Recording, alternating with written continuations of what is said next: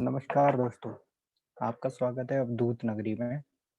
आज हमारी क्लास का टॉपिक है करंट अफेयर्स और साइंस एंड टेक्नोलॉजी। जी हाँ, अवधूत नगरी एक ऐसा संस्थान है जो यूपीएससी एस्पिरेंट्स और पीसीएस एस्पिरेंट्स के लिए बहुत ही लाभदायक है, खासकर से हिंदी मीडियम के बच्चों के लिए। तो कृपया हमारे साथ जुड़े और टेलीग्राम लिंक हमने नीचे दिया है। यूट्यूब चैनल पे भी जुड़ सकते हैं आप हमारे साथ और ऊपर दिए गए नंबर पे भी संपर्क कर सकते हैं। चलिए तो क्लास स्टार्ट करते हैं। दृष्टिबाधित लोगों के लिए कृत्रिम बुद्धिमत्ता का उपयोग करते हुए कुशल मल्टी ऑब्जेक्ट डिटेक्शन। देखिए, ये एक टेक्निक है जो अभी अब्दुल कलाम तकनीक विश्वविद्यालय द्वारा बनाई गई है, जिसमें स्वचालित सहायक तकनीक एक जनरेट की गई है दृष्टिबाधित लोगों के लिए। उसमें उनको एक सुनने की डिवाइस दे दी जाती है और वो इस मॉडल पे आधारित है। उसमें मेजरमेंट सेंसर लगे हैं, रिकॉग्निशन विजन बेस्ड टेक्निक लगी है और इसके आधार पर जब भी कोई बाधा उनके मार्ग में आएगी तो वो उसको डिटेक्ट करेगी और डिटेक्ट करने के पश्चात वो उसको बड़ी तेजी से फ्रेमिंग करेगी और फ्रेमिंग द्वारा वो सिग्नल्स भेजेगी उनको, ताकि वो उसको सुन सकें कि हाँ, स्वर्ण सूचना जिसे हम कहते हैं, स्वर्ण सूचना या हियरिंग एड्स। और फिर वो उसको ऑप्टिमाइज करती है और फिर जो दृष्टिबाधित व्यक्ति होता है उसको उसके बारे में पता चलता है कि उसके रास्ते में कोई अवरोध है। इस विधि की औसत एक्यूरेसी 95.1% है। वस्तु पहचान करने में और मान्यता के लिए, किसी भी वस्तु को पहचानना, डिटेक्शन करने के लिए ये 99.69% तक उपयुक्त है। जी हाँ, इसमें कुछ कीवर्ड्स यूज किए गए हैं और सेंसर टेक्नोलॉजी यूज की गई है, ताकि आप बोलेंगे तो वो चीजें जो आपकी हियरिंग डिवाइस है वो उसको कैच करेगा। जैसे कि इसमें आर्टिफिशियल इंटेलिजेंस का प्रयोग है ना। कंप्यूटर दृष्टि लगाई गई है, हम बोल सकते हैं इसको। ध्यान लगा के पढ़ना या सीखना, ये एक नई चीज इसमें जोड़ी गई है कि जो दृष्टिबाधित लोग हैं, एक्चुअली इसमें वर्ड कैप्चरिंग करके, वो जो डिवाइस है एक वर्ड कैप्चरिंग डिवाइस है या फिर ऑब्जेक्ट कैप्चरिंग भी कह सकते हैं। उनको देखती है, मेजर करती है और उनका व्यू आपके डिवाइस पे बनाती है और वो हियरिंग एड्स के थ्रू आपके ईयर्स में जाता है। जी, इसमें मशीन लर्निंग, ऑब्जेक्ट मान्यता, ठीक इस तरीके की चीजें डाली गई हैं और एक कंप्यूटर विजन बेस्ड टेक्निक है ये।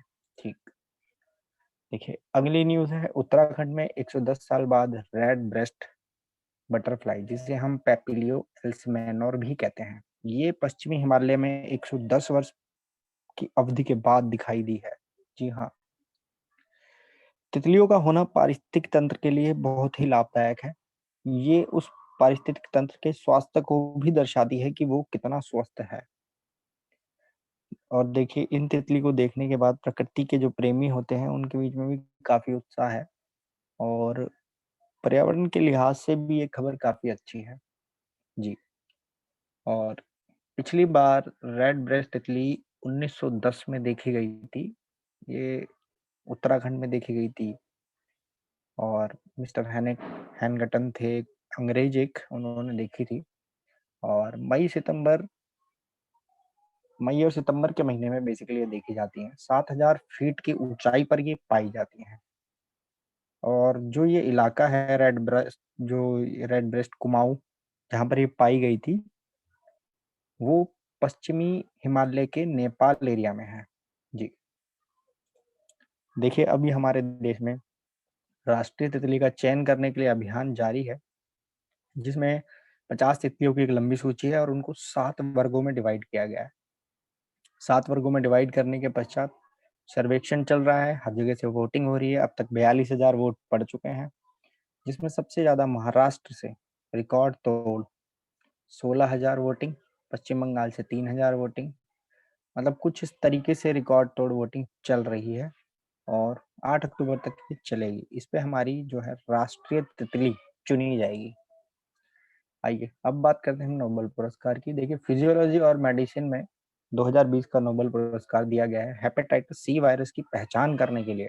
जी हाँ, ये फार्मास्यूटिकल इतिहास में एक बहुत ही बड़ा बदलाव, ये कहते हैं ना, एक इतिहासकारी कदम होगा, क्योंकि माइकल ह्यूस्टन ने वायरस की खोज करी।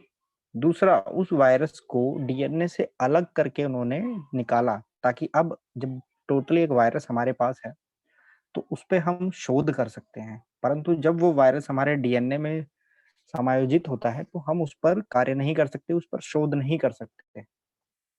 काफ़ी समस्याएँ आती हैं, क्योंकि प्रॉपर क्लोनिंग नहीं हो पाती, चीज़ें डिटेक्ट नहीं हो पाती और हेपेटाइटिस सी वायरस को हम फ्लेविवायरस परिवार से जोड़ते हैं, यानी इसका एक और नाम फ्लेविवायरस भी है। जो हेपेटाइटिस सी है, ये रोगियों में एंटीबॉडीज़ को उपस्थित नहीं होने देता। तो इस साल का जो पुरस्कार दिया गया है, वो हार्वे जे अल्टर, माइकल ह्यूस्टन और चार्ल एम राइस, इन तीनों ने मिलकर इस खोज को किया है और इसको ये एक मतलब बहुत गंभीर बीमारी को जन्म देता है, जैसे लिवर सिरोसिस कहते कहते हैं या लिवर कैंसर कह सकते हो, heavy liver, fatty liver, liver से संबंधित ज़्यादा समस्याओं में ये बीमारी पाई जाती है। जी। वायरस के और भी टाइप्स हैं, ए, बी, सी, डी, ई, तो hepatitis A, hepatitis B, hepatitis C और उसमें हम कह सकते हैं कि देखिए ए भी है, ये ज़्यादा खतरनाक नहीं है, बी भी है, ये ज़्यादा खतरनाक नहीं है, डी है, ये भी खतरनाक नहीं है, इन सब के वैक्सीन तैयार हो चुके हैं, ई भी है, इनके भी वैक्सीन तैयार है, बट जो सी है इसका कोई वैक्सीन तैयार नहीं है। हाँ, लोग इसमें ठीक हो जाते हैं, उनको 6 महीने का समय लगता है, परंतु फिर भी हमें ये देखना है कि हम एक नई दिशा की ओर बढ़ चुके हैं, जो कि हमें दी गई है हमारे इन तीनों वैज्ञानिकों द्वारा। चलिए आगे चलते हैं। रसायन विज्ञान 2020 में नोबेल पुरस्कार। जी हाँ, ये बहुत ही इम्पोर्टेंट खबर है, ये उन लोगों के लिए भी लाभदायक है जो कैंसर से पीड़ित है। जी, एमानुएल चार्लियर और जेनिफर ए डूबना। जी हाँ, इन दोनों ने मिलकर शोध करी थी। इन्होंने वर्ष 2011 में भी शोध करी थी और क्रिस्पर कैची, ये जिसे हम आनुवांशिक कैंची कहते हैं, इसका इन्होंने मतलब इसको इन्होंने इजाद किया था इन्होंने इसका आविष्कार किया था। जी हाँ, इसमें क्या होता है, देखिए ये तकनीक मैं समझा देता हूँ। आनुवांशिक कैंची का उपयोग करके आप कुछ ही हफ्तों के दौरान एक आदमी का जो डीएनए का जीवन कोड है या आरएनए है, उसको आप बदल सकते हैं। ठीक? और ये आनुवांशिक उपकरण में एक भारी शक्ति प्रदान करेगा, क्योंकि जो उस छोटे बच्चे अपने माँ-बाप से आनुवांशिक बीमारियाँ लेकर उत्पन्न होते हैं या पैदा होते हैं, हम उनको जन्म से ही ठीक कर सकते हैं। ये बहुत सारी बीमारियों में जैसे ब्लड कैंसर, थैलीसीमिया, है ना? और भी कई ऐसी चीज़ें हैं जिनमें हमें फ़ायदा पहुँचाएगा। तो एमानुएल चार्पनियर कहती हैं कि मतलब ऐसा बैक्टीरिया है इसमें जिसे हम ट्रैकना कहते हैं।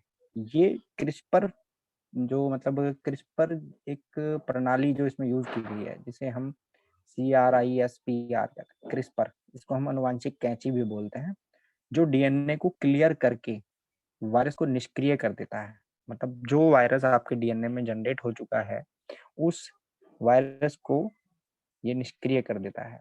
जी, 2011 में ही चार्पनियर ने अपनी खोज में प्रकाशित किया था कि उन्होंने जेनिफर डूगना के सहयोग से ही सॉरी वापस चलते हैं। जी, उन्होंने जेनिफर डूगना के से मिटा देते हैं। जी, ठीक। हाँ, उन्होंने जेनिफर डूगना के साथ ही उन्होंने परखनली में बैक्टीरिया के आनुवांशिक कैंची को फिर से बनाने का प्रयास किया था 2011 में और आणविक घटकों की मदद से वो सफल भी रहे बनाने में। और ये एक युगांतरिक प्रयोग था इस सदी का। जी हाँ, इस कैंची से वायरस की पहचान होती है डीएनए के अंदर और उसको काट कर निकाल दिया जाता है इस कैंची के द्वारा। जी, और फिर से वो जीवन कोड को दोबारा से लिखने की प्रक्रिया आरंभ करते हैं वहाँ पे और यही इस कैंची का फ़ायदा है।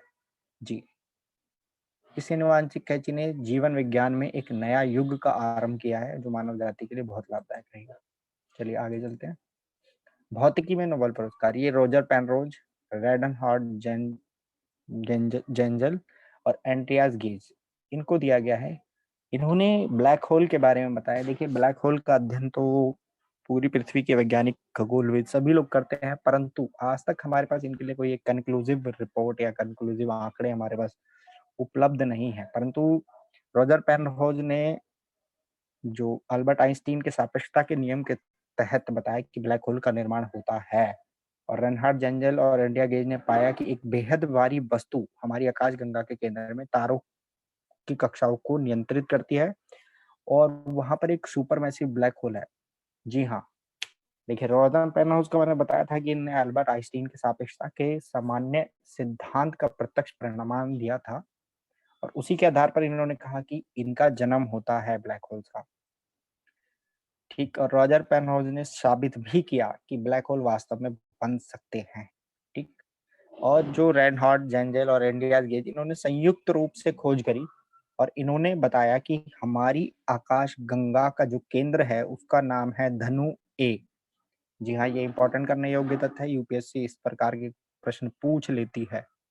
जी, और ये मिल्की वे के बिल्कुल मध्य में है और सबसे चमकीली तारों की कक्षाओं को बड़ी सटीकता के साथ इन्होंने मैपिंग करी, उन्होंने दिखाया और इन्होंने बताया कि अत्यंत भारी और अदृश्य वस्तु को खोजते हुए देखा कि जो तारों को अपनी ओर खींच रही है, तो और तारे उसका चक्कर लगा रहे हैं।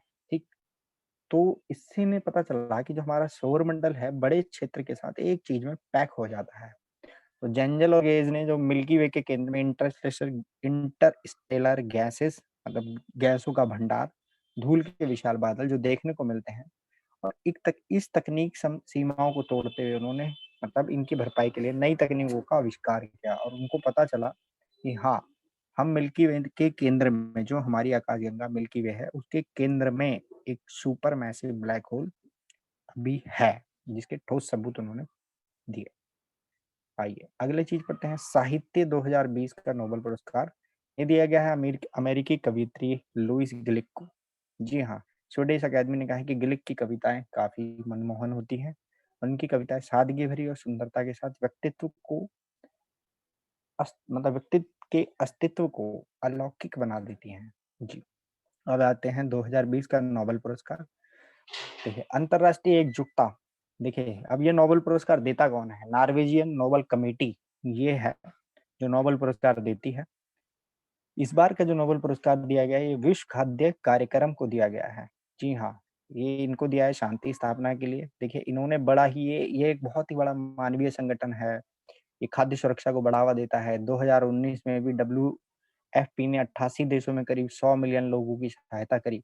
ये खाद्य असुरक्षा, भूख के शिकार, भुखमरी मतलब ये मिटाने में लगे हुए हैं। इनका मतलब राष्ट्रीय सतत देखिए जिसे हम कहते हैं सस्टेनेबल डेवलपमेंट गोल, उनकी तरफ भी एक कदम है, उनको पूरा करना, उनको निर्धारित समय से खत्म करना। एक कोरोना वायरस और ऊपर से अभी कोरोना वायरस जो हमारा आया महामारी, इसने इतनी भारी वृद्धि कर दी है भुखमरी में कि जो दक्षिण अफ्रीकी मतलब अफ्रीकी महाद्वीप के जो देश हैं, वहाँ बिल्कुल बुरा हाल है। लोकतांत्रिक गणराज्य नाइजीरिया, सूडान, बुर्किना फासो मतलब इतनी हिंसक वहाँ पे अब इतने हिंसक घटनाएं हो रही हैं कि खाने के लिए लोगों के पास पैसे नहीं है, भुखमरी के कगार पे है, नाट के वृद्धि इतनी जबरदस्त है। ठीक, तो कहते हैं कि एक बात किसी ने कही, जब तक हमारे पास चिकित्सा टीका नहीं है तब तक भोजन अराजकता के लिए खिलाफ सबसे अच्छा टीका है। जी हाँ, जब शरीर में ताकत ही नहीं होगी तो वो किसी रोग से कैसे लड़ पाएगी। देखिए WFP का जो शुरुआत की थी 1961 में करी थी अमेरिकी राष्ट्रपति ड्वाइट आइजनहावर के इशारे पर। जी हाँ, संयुक्त राष्ट्र प्रणाली के माध्यम से इसको बनाया गया था। जी हाँ, यूएन के माध्यम से इसको बनाया गया था। इसका पहले प्रयोग किया गया, फिर जब इसका प्रयोग कामयाब रहा तो 3 साल के भीतर इसको दोबारा से कई गुना ताकत के साथ शुरू किया गया। थाईलैंड में एक आंधी आई, भूस्खलन मतलब जिसे भूकंप या धरती का खिसक जाना भी हम कहते हैं, नवयुक्त। और फिर उसके बाद अल्जीरिया जब अपने युद्ध शरणार्थियों को वापस लाना, खाना खिलाना, तो अब और सूडान में भी जब नूबियों के लिए 1983 में पहला विकास कार्यक्रम शुरू किया गया इसी के द्वारा। तो ये आपातकालीन की स्थिति में भी हर एक देश में मदद करते हैं। देखिए इसका गठन 19 दिसंबर 1961 को हुआ। यह एक अंतर सरकारी संगठन है। ये केवल नियामक संस्था है, सलाहकार बोर्ड है। यह आपको सलाह दे सकती है, आप बाध्य नहीं है इसकी गाइडलाइंस मानने के लिए। इसका मुख्यालय रोम में है, इटली। और इसकी जो पेरेंटल ऑर्गेनाइजेशन है वो है संयुक्त राष्ट्र महासभा। ठीक, इसका स्टाफ जो है वो 17,000 है। 17,000 लोग इसमें काम करते हैं और इसको अभी 2020 में पुरस्कार मिला है, नोबेल शांति पुरस्कार। जी हाँ, चलिए आर्थिक विज्ञान की तरफ देखते हैं। पॉल और मिलग्राम रॉबर्ट पी विल्सन। इन्होंने एक बहुत ही अनोखी तरीके की खोज की। इन्होंने नीलामी की प्रक्रिया में सुधार किए हैं। जी हाँ, नीलामी की प्रक्रिया में सुधार। देखिए नीलामी क्या होता है कि कोई व्यक्ति दिवालिया हो जाता है और वो अपनी परिसंपत्ति की नीलामी करवाता है या फिर उसको परिसंपत्ति की नीलामी करनी पड़ती है मजबूरन। तो ऐसी स्थिति में जिसकी नीलामी होती है वो बेचारा तो वो तो नुकसान में रहता ही है, परंतु इन्होंने कुछ इस प्रक्रिया को इस तरीके से तर्कसंगत बनाया कि जो जिसकी नीलामी हो रही है उसको भी फायदा हो, जो खरीद रहा है उसको भी फायदा हो। जी हाँ, दोनों ही लोगों का प्रॉफिट होना चाहिए। और कुछ इन्होंने चीजें बताई कि जैसे रेडियो फ्रीक्वेंसी का भविष्य मूल्य कोई तय नहीं कर सकता, खनिजों का कोई भविष्य मूल्य तय नहीं कर सकता। तो इन्हीं चीजों को ध्यान में रख के कि ज्यादा तो बहुत अधिक भुगतान करने और खोने के बारे में इन चीजों को मतलब कह सकते हैं कि मतलब इस तरीके से इन्होंने बताया कि ज्यादा तो भुगतान भी ना करना पड़े और ज्यादा किसी का नुकसान भी ना हो। तो पॉले मिलग्राम ने बताया कि नीलामी का एक सामान्य सिद्धांत है जो ना केवल सामान्य मूल्यों की अनुमति देता है बल्कि निजी मूल्य जो बोली लगाने वाले से बोली लगाने वालों के भिन्न होते हैं। ठीक, उन्होंने कई प्रसिद्ध नीलामी प्रारूपों में बोली प्रक्रियाओं का विश्लेषण किया और उसके उपरांत उन्होंने एक प्रारूप विक्रेता को उच्च अपेक्षित राजस्व देने की बात कही। मतलब अगर कोई व्यक्ति नीलामी से हटकर भी एक लीक पे बोली लगाना चाहता है तो आप उसको भी दे सकते हैं, जरूरी नहीं है उसको नीलामी ही कराएं। जी हाँ, अगला है काला चावल। देश विदेश में भारी डिमांड से खूब लाभ कमा रहे हैं किसान। शुगर और हार्ट पेशेंट के लिए फायदेमंद है ये धान। देखिए छत्तीसगढ़ में अभी तक किसान की धान की परंपरागत खेती रही है। 2 साल पहले समाज सेवी संस्था बुखरी गांव विकास शिक्षण समिति ने इस दिशा में प्रयास शुरू किए। कोरबा जिले के करतला ब्लॉक से हुआ। यहाँ पे चुनिंदा किसानों ने 10 एकड़ में ब्लैक राइस की फसल लगाई। पहले ही साल में किसान के काले चावल हाथों हाथ सफेद चावल से दुगनी कीमत पे बिके। जी हाँ, देखिए भारत में काले चावल की खेती शुरू हुई, प्रारंभ हुई और फिर नाबार्ड, जी हाँ, नाबार्ड से मिली पद्धति जो कि ट्रेनिंग के बाद किसानों ने काले चावल की खेती शुरू करी। किसानों को सोसाइटी पैकेट बनाकर बेच रही है, 100 रुपए किलो तक का लाभ कमा रही है। जी हाँ, पश्चिम बंगाल की एक ट्रेडिंग कंपनी ने 25 टन ब्लैक राइस का ऑर्डर भी दिया है और यह चावल शहरों में 400 रुपए प्रति किलोग्राम तक बिकता है। आइए पढ़ते हैं इसका थोड़ा सा इतिहास। छत्तीसगढ़ में काले चावल की पुराना इतिहास रहा है। ब्लैक राइस को, गाइस थोड़ा सा गलती हो गया की और कहा, ब्लैक राइस को छत्तीसगढ़ में करिया झिनी के नाम से जाना जाता है। ये प्रजाति काफी पुरानी है, किवंदिती है और खुदाई के दौरान हंडी धान में मिली थी। देखिए किवंदिती में खुदाई के दौरान ये हंडी और धान, एक हंडिया होती है उसके अंदर ये धान मिला था जब खुदाई हुई थी। उसके बाद इसकी फसल लेनी शुरू की गई। सैनिकों को इससे चावल खिलाया जाता था। ये पुराने जमाने की बात है, एनिशियंट में, ताकि उनकी सेहत बेहतर रहे, युद्ध में अच्छा प्रदर्शन करे, ताकत प्राप्त होती थी। इंडोनेशिया समेत कई देशों में भी खपत होती है इसकी। देखिए ये चावल थोड़ा सख्त होता है, इसको ना पहले पानी में भिगो के रखना पड़ता है ताकि आसानी से गल सके और जल्दी पक जाता है। तो ब्लैक राइस की डिमांड बहुत तेजी से बढ़ रही है और कोरोना काल की वजह से रोग प्रतिरोधक क्षमता बढ़ाने की सलाह चिकित्सक दे रहे हैं। ठीक, ब्लैक राइस स्वास्थ्य के लिए बेहद लाभकारी है। इसे ना केवल भारत में बल्कि विदेश में भी इसकी चावल की खपत बढ़ रही है।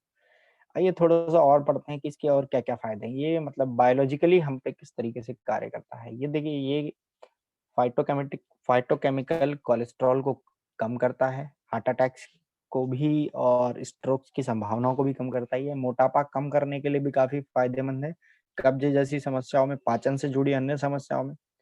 और काले चावल में मौजूद, देखिए ये जरूर पूछा जा सकता है कि काले चावल में मौजूद एंथासाइनिन नामक एंटीऑक्सीडेंट की वजह से कार्डियोवैस्कुलर और कैंसर जैसी बीमारियों से बचा जा सकता है। यूपीएससी इसी तरीके के सवाल पूछ लेती है बीच बीच में, तो थोड़ा इन पर भी ध्यान रखेंगे।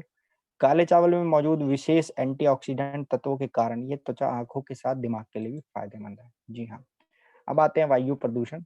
हरियाणा और पंजाब में फसल अवशेष को जलाने के कारण होने वाला प्रदूषण इस साल कम होने की उम्मीद है, परंतु अधिकारी किसानों को रियायती मूल्य पे खरीदने के लिए जो मशीनें होती है प्रदान करने की योजना बना रहे हैं। और देखिए सितंबर महीना जब भी खत्म होता है तो धान की फसल उत्तर भारत में प्रदूषण का मुख्य कारक बनती है। सॉरी, मुख्य कारक बनती है क्योंकि किसान धान की फसल काटने के उपरांत उसको जो भी अवशेष बचता है उसको जला देता है। क्यों? जलाना एक उचित टेक्निक होती है, वो जल्दी से राख बन जाता है, फिर वो उसकी गुड़ाई कर देता है, सीधे वो अवशेष उसी में मिल जाते हैं और अगली फसल के लिए वो तैयार होता है। और इस तरीके से क्या है, किसान अपना एक सर्कल मतलब एक साइकिल बचाने का प्रयास करता है कि जैसे ही धान कटा वो आलू की फसल लगा देता है और फिर आलू की फसल बड़ी जल्दी होती है दोस्तों। अक्टूबर, नवंबर, दिसंबर में आलू की फसल तैयार हो जाती है और दिसंबर में जैसे ही आलू की फसल वो निकालता है, तो उसके उपरांत वो तुरंत फिर दोबारा से जनवरी में धान को वो बो देता है। तो इस प्रक्रिया से क्या होता है कि किसान जो है एक मतलब ज़्यादा लाभ के लिए मृदा को कभी खाली नहीं छोड़ता और इससे क्या है कि उर्वरकों की भी कमी हो रही है और दूसरा मिट्टी का उपजाऊपन भी कम हो रहा है। जी हाँ, और पेस्टिसाइड्स और इससे यूरिया और इन चीज़ों का यूज़ करके मतलब ऑर्गेनिक खेती बिल्कुल खत्म होती जा रही है। मतलब नेचुरल तरीके से, प्राकृतिक तरीके से खेती नहीं हो पा रही है। जी हाँ, तो इसके लिए उत्तर प्रदेश पहला राज्य बन गया है जिसने रिमोट सेंसिंग एप्लीकेशन का प्रयोग किया है। जी हाँ, और ये बनी थी जो रिमोट सेंसिंग एप्लीकेशन सेंटर 1982 में। इसके तहत क्या होगा कि एक हमारा एडिस, जी हाँ, मैं बता देता हूँ। एक मॉडिस सैटेलाइट है, उसके थ्रू हम निगरानी रखेंगे खेतों के ऊपर और हम पता करेंगे कि कहाँ पे फसलें जलाई जा रही हैं। जी, और फसलें जलाने के बाद जब उसकी लोकेशन पे हम जो हमारी गूगल ऐप है या फिर भारत का जो भी नाविक या कुछ भी मतलब इस तरीके के ऐप हैं, हम उसको प्रयोग करके वहाँ पहुँच सकते हैं और एग्ज़ैक्ट लोकेशन पे पहुँच के हम उनको कैच आउट कर सकते हैं, उन पे पेनल्टी लगा सकते हैं या उनकी ज़मीनों पे भारी जुर्माना लगा सकते हैं वायु प्रदूषण के लिए। और उसके लिए वायु प्रदूषण का देखिए सॉरी ओह माय हाँ, वायु प्रदूषण के लिए हमारे पास एक्ट है 1981 जिसके तहत हम उद्योगों, ऑटोमोबाइल सेक्टर और इन्हीं सभी पर नहीं, बायोमास और फसल अवशेषों को जलाने के लिए भी जो प्रयोग करते हैं मतलब चीज़ों को, तो हम उन पर भी जुर्माना वगैरह लगा सकते हैं। और ऐसे ही दिसंबर 2015 में पर्यावरण, वन और जलवायु मंत्रालय ने दिल्ली और एनजीटी मतलब दिल्ली और राष्ट्रीय राजधानी क्षेत्र के लिए दिशा निर्देश जारी करा और 18(1) बी के तहत कि कृषि अपशिष्ट फसल और बायोमास को जलाना शामिल था। तो 1986 का पर्यावरण संरक्षण अधिनियम के तहत ही इसको शामिल किया गया। जी हाँ, उत्तरी भारत में स्मॉग जिसे हम कोहरा कहते हैं, धुंधला मौसम की स्थिति बन जाती है दिल्ली और राष्ट्रीय राजधानी क्षेत्र में, ठीक? तो फसल अवशेषों के लिए प्रबंधन के लिए राष्ट्रीय नीति बनाई गई 2014 में मोदी जी के द्वारा और फसल अवशेषों को जलाने से रोका जाए और किसानों को किसी तरह बढ़ावा दिया जाए कि वो इस क्षेत्र में ना करें, मतलब इस कार्य को ना करें। अवशेषों को कम करने के लिए आधुनिक मशीनें, सीटू संरक्षण और मिट्टी में अवशेषों को मिलाकर मिट्टी की उर्वरता को बढ़ाने के लिए फसल अवशेषों के कई उपयोग बताए उन्होंने। चारा के छर्रे बनाए, जिस प्रकार से हम चारा लेते हैं अपने जो हमारे पालतू जानवर होते हैं उनके लिए, ब्रिकेट्स का निर्माण करना। कुछ संयोगों से जो एनजीटी हैं 2015 से, वो भी इन नीतियों पे सरकार का सहयोग करते हैं और 2000 द्वारा बनाई गई जो सरकारी के अनुरूप ये योजना है, उसको उन्होंने क्रियान्वयन करने का प्रयास किया। जी हाँ, इसके अंदर एक हैप्पी सीडर भी आती है। हैप्पी सीडर एक ट्रैक्टर टाइप मशीन ही होती है और ये सीटू प्रबंधन के तहत भारत सरकार ने सब्सिडी इसमें बढ़ाने की कोशिश की थी और चावल, गेहूँ जब भी फसलें ये बनती हैं तो इनके प्रारंभिक चरणों में स्केलिंग करते हैं और हैप्पी सीडर मशीनों की आवश्यकता होती है और ये मशीनें उसमें जो होते हैं, जो हमारे फसलों के अवशेष बनते हैं, उनको बिल्कुल जड़ से निकाल देती है। जी हाँ, वर्तमान में सरकार कोशिश कर रही है इसमें सब्सिडी देने की तो 2.4 बिलियन का इसमें निवेश भी होगा हैप्पी सीडर मशीन्स में और इसमें जब इतनी सब्सिडी भी दी जाएगी, तो शायद ऐसा है कि सब्सिडी मिलने से लोगों में इसके प्रति रुझान बढ़ेगा और वो इनको खरीदेंगे और फसल अवशेष दहन कम होगा। जी, ठीक है दोस्तों, तो ये था हमारा एक छोटा-सा कुछ कह सकते हैं कि एक छोटा-सा आर्टिकल या एडिटोरियल या एक न्यूज़ पोर्टल जो हम आपको देने की कोशिश करते हैं और अगले वीडियो के लिए प्लीज़ सब्सक्राइब करें हमारा यूट्यूब चैनल और हमारी वेबसाइट पे जाएँ, वहाँ जॉइन करें और हमारे टेलीग्राम पे पीडीएफ के लिए हमें लॉगिन करें। धन्यवाद। Thank you.